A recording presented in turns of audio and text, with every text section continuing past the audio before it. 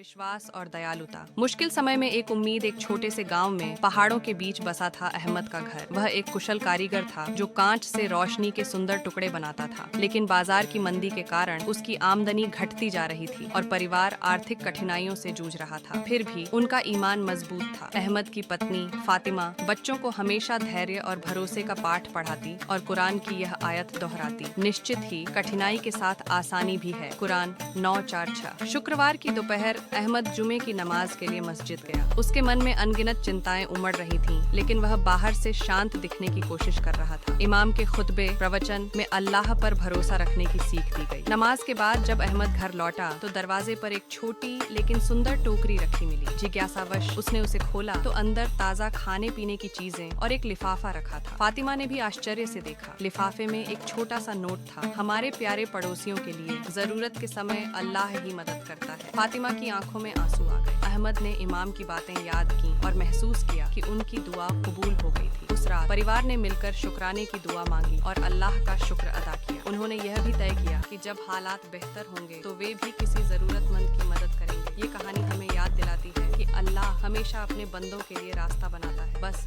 हमें उस पर भरोसा रखना चाहिए।